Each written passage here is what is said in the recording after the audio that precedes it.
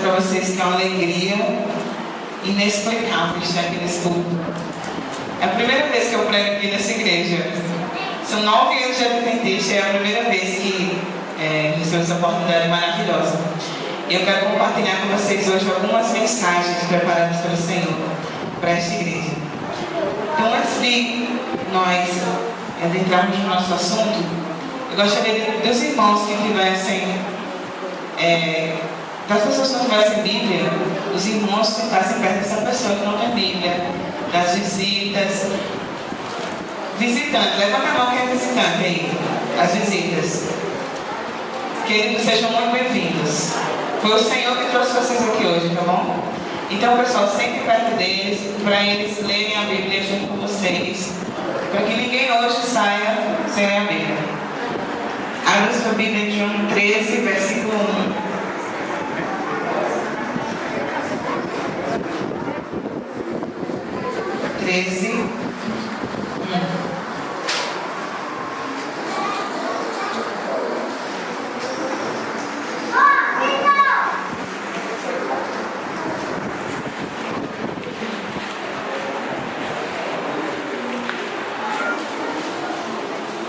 Antes de a gente ler, a gente vai orar. Tá bom? Oremos. Nosso querido Deus, te agradecemos, Senhor, porque nós atendemos o teu convite e viemos à tua casa hoje. Amém. Queremos entregar em tuas mãos, Senhor, esses jovens que aqui estão na transmissão e as nossas vidas também, para que nós possamos sair daqui transformados pelo Espírito Santo. Senhor, que a tua igreja venha ouvir o que nós precisamos. Que a gente não saia daqui como veio o Senhor, mas que a pessoa do Espírito, a partir de agora, comece a moldar o nosso caráter, para que sejamos novas criaturas. No nome doce de Jesus, nós te rogamos e já te agradecemos. Amém. João 13, versículo 1 diz o seguinte: Ora, antes da festa da Páscoa, sabendo Jesus que era chegada a sua hora de passar deste mundo para o Pai, tendo amado os seus que estavam no mundo, amou-os até ao fim. O título dessa pregação é Até Aonde? Quando uma pessoa nos diz que nos ama, qual é a primeira coisa que vem à sua mente? A primeira coisa que surge na nossa mente é a pergunta: até quando? É ou não é? Até quando que essa pessoa vai me amar? Os pais amam seus filhos naturalmente. Amam seus filhos naturalmente porque são seus filhos. Mas às vezes os pais projetam nos filhos aquilo que eles não conseguiram ser. Por exemplo, tem pais que desejavam ter uma profissão na idade do filho.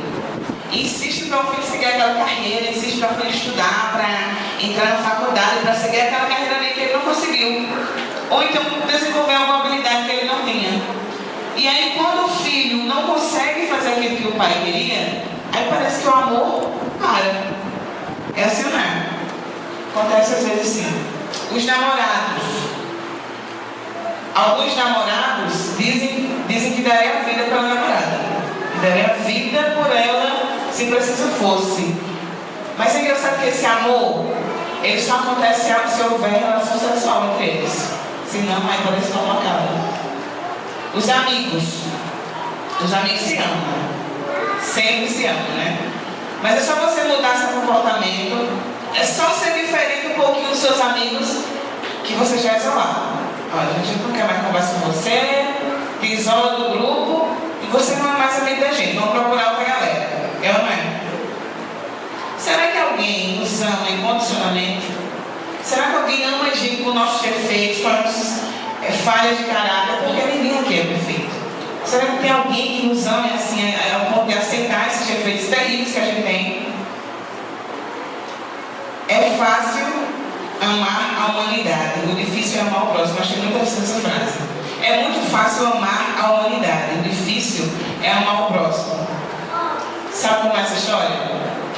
Quando a gente assiste, por exemplo, no Jornal Nacional, que tem uma pessoa sofrendo lá no Pernambuco, e aí a gente fica sensibilizado, né, da vontade de ajudar, de mandar alimento, de mandar roupa, de prestar uma ajuda à comunidade.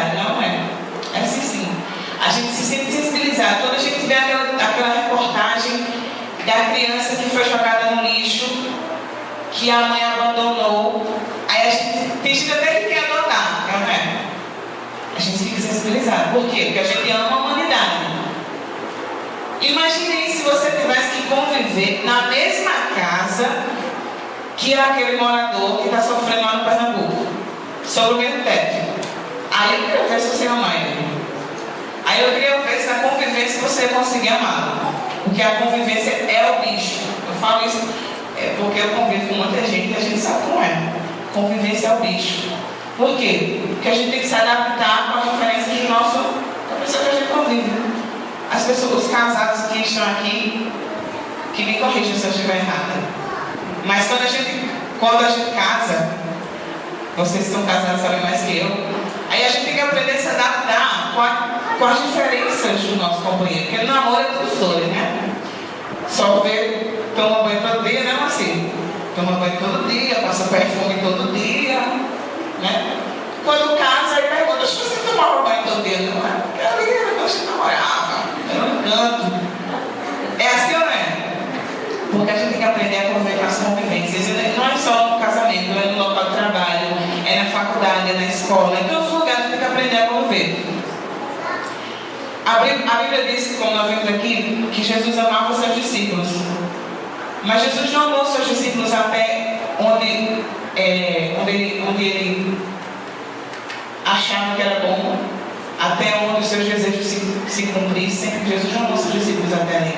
A Bíblia diz no capítulo 1 que Jesus amou os seus discípulos até quando? Até o fim. Essa é a única forma aceitável de amor, queridos. A única forma aceitável de amor é o amor até o fim. E é dessa forma que Deus nos ama.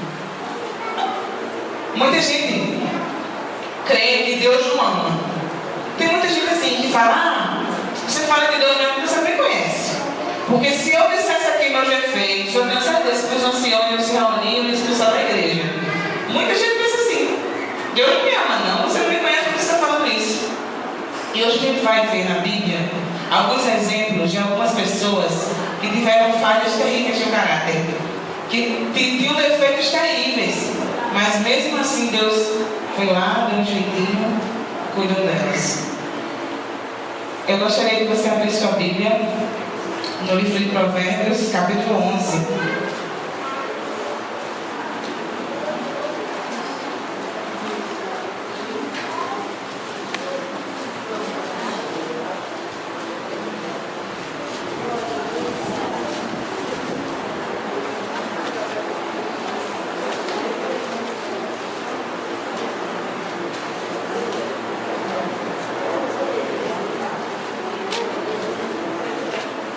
Versículo 1.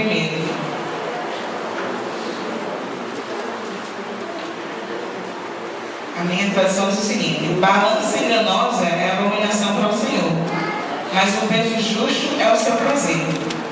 A Bíblia diz aqui que Deus não aceita enganadores, Deus não aceita os falsos. Foi isso que a Bíblia está dizendo. É assim que a sua diz também? Minha diz assim, que Deus não aceita os enganadores. Por quê? Porque as pessoas falsas ferem as pessoas. Quando a gente é vítima de uma falsidade, fica a cicatriz pro resto da vida. Eu tenho certeza que a maioria de vocês aqui já passou por isso. Todo mundo aqui já foi vítima de uma pessoa falsa, de alguém que usou de falsidade com você. E ficam as marcas. Mas Deus não. Amém? Amém? Eu não gosto muito ao meio da igreja. Acho que é muito grande, distante. Eu acho que não chega ali não. Amém? Eu quero falar para os irmãos uma história de um personagem da Bíblia que o próprio nome dele significava enganador. Quem sabe quem é? Jacó. Querido, Jacó foi o maior enganador da história. Se existisse um prêmio Nobel para o maior enganador, Jacó ganharia sem ter nenhum concorrente. Por quê? Primeiro que Deus prometeu a primogenitura para ele. Deus disse que a primogenitura era dele, mas o pai dele não quis cumprir a ordem de Deus. O que aconteceu com Jacó? Aí Jacó, impulsionado pela sua mãe, influenciado, é a palavra, pela sua mãe, fez um grande teatro, uma armação, e agora ele conseguiu enganar seu pai e ao seu irmão. E a gente sabe da história todinha, né? Que Jacó teve que ir para uma cidade chamada Padã Aram para encontrar uma noiva e lá sim que ele enganou. Quanto mais seu tio enganava no salário, mais ele enrolava o tio. Conseguiu ser mais enganador que o tio. Mas a Bíblia diz que no caminho entre a cidade que ele morava e Padã Aram, no deserto, Jacó teve encontro com Deus. Nós vamos ver esse encontro aqui agora. Gênesis 28.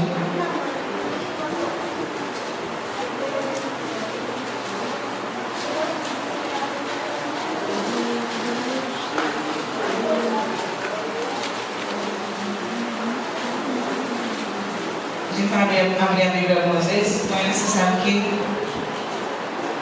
auxilie o pessoal que não tem Bíblia. Tá bom? 28, versículo 10. Leamos. Partiu Jacó de Berseba e seguiu para Arã.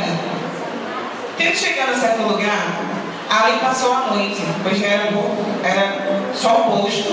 Tomou uma das pedras do lugar, fez seu travesseiro e deitou ali mesmo para dormir. Versículo 12. E sonhou. Eis posta na terra uma escada cujo topo atingiu o céu, e os anjos de Deus subiam e desciam por ela. Eu quero dar uma pausa aqui e abrir um parênteses nesse versículo. Quando Deus quer falar com você, irmão, meu querido visita, onde você estiver, Ele fala. Nem que você esteja dormindo com a pedra por travesseiro, Ele fala com você. Porque o nosso Deus é poderoso, Ele sabe a hora que precisa falar contigo. Versículo 13. Perto dele estava o Senhor e ele disse: Eu sou o Senhor, Deus de Abraão, teu pai, Deus de Isaac. A terra em que agora está ajeitada, eu te darei a ti e a tua descendência. Versículo 14. A tua descendência será como o pó da terra. Estender-te-ás para o ocidente, para o oriente, para o norte e para o sul. Em ti e na tua descendência serão abençoadas todas as famílias da terra. Deus fez uma promessa para Jacó. E no versículo 15, tem esse versículo aqui, que é o versículo da mão poderosa de Deus sobre Jacó. Versículo 15. Eis que eu estou contigo, e te guardarei por onde quer que fores, e te farei voltar a esta terra, porque te não desampararei, até cumprir aqui eu aquilo que tenho referido. Deus ama os enganadores ou não? Ama. Deus amou Jacó ao ponto de dizer: Jacó, não tenha medo. Eu vou estar com você e vou te dar o que eu te prometi. E aí a parte mais bonita da história de Jacó é que ele reconhece que é um mentiroso, que é um covarde, que é um enganador e se arrepende dos seus pecados. Então Deus ama assim os enganadores.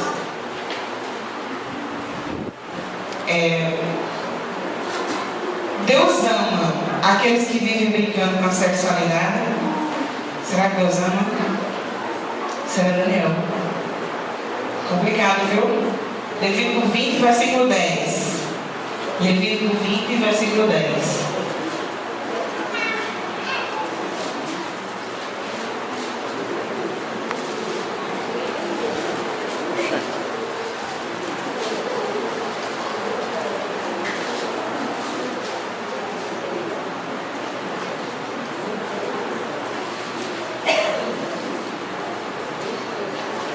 Amém? Amém ou não amém? Amém.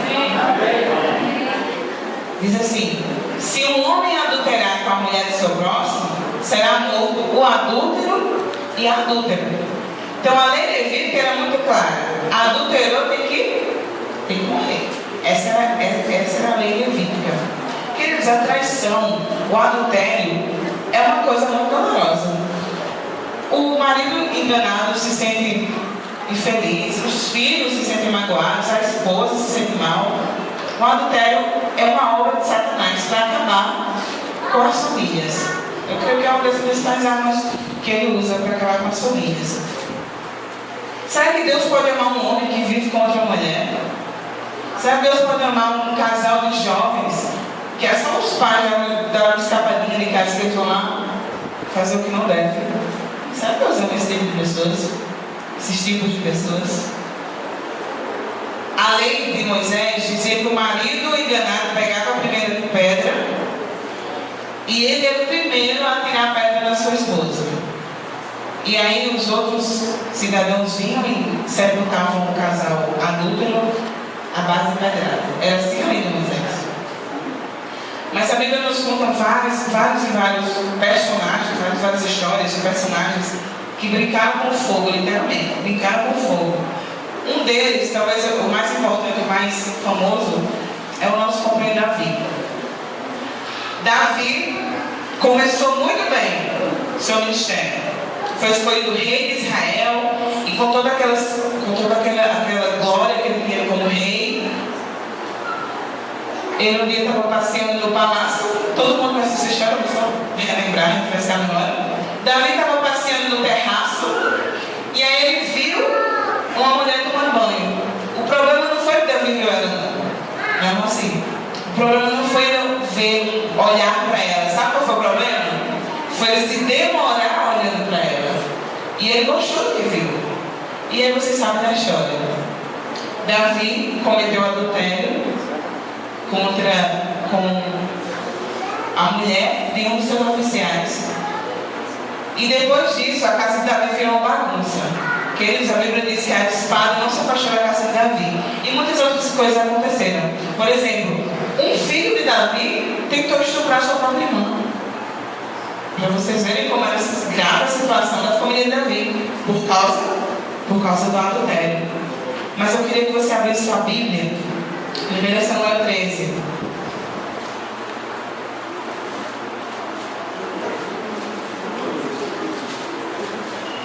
No versículo 14.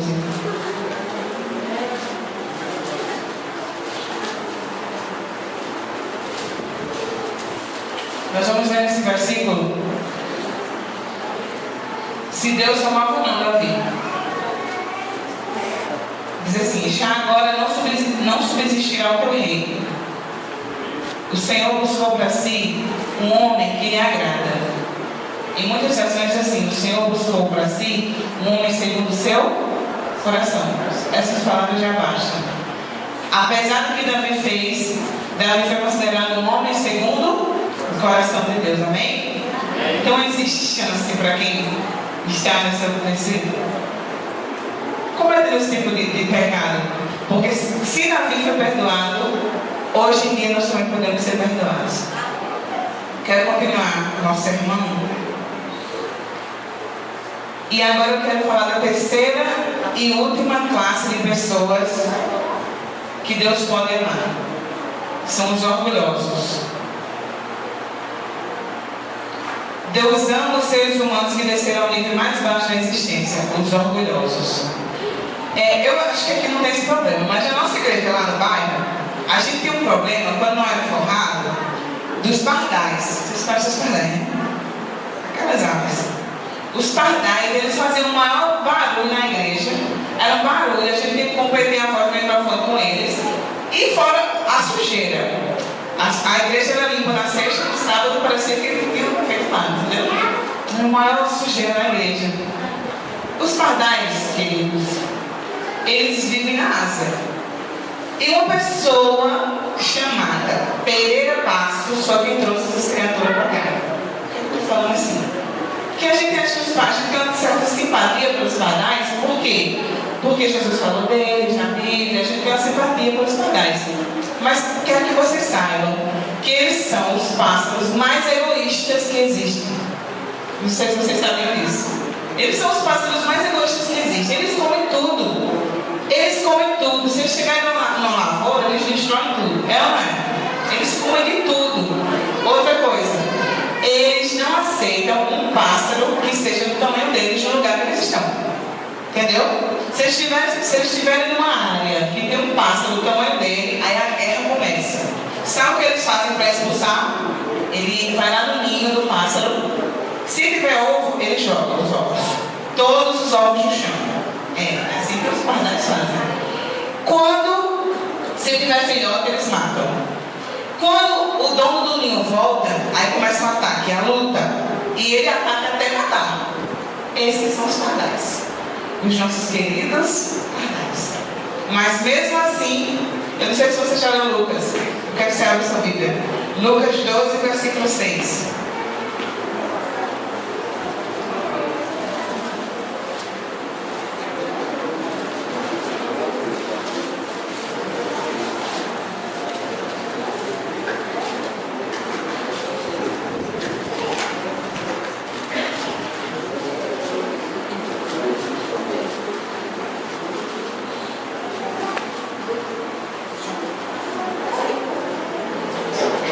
não se vendem 5 pardais por dois asses ou por 2 moedinhas?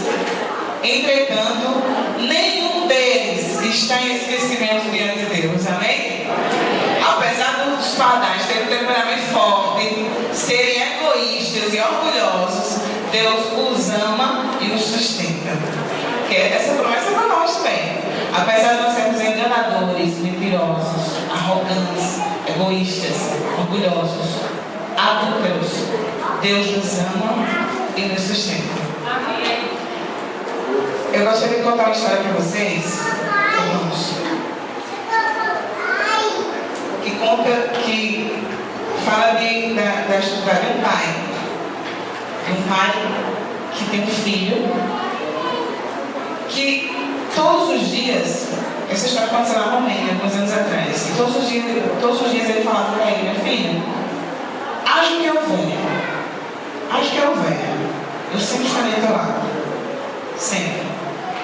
E aquilo ali tornou-se uma lição para o filho, porque todos os dias ele ouvia, fosse no caminho do trabalho, ou estivesse passeando, o pai sempre falava aquilo para o filho. Aconteceu que um dia, o pai estava na estrada e ele soube de um terremoto que tinha acabado com a cidade.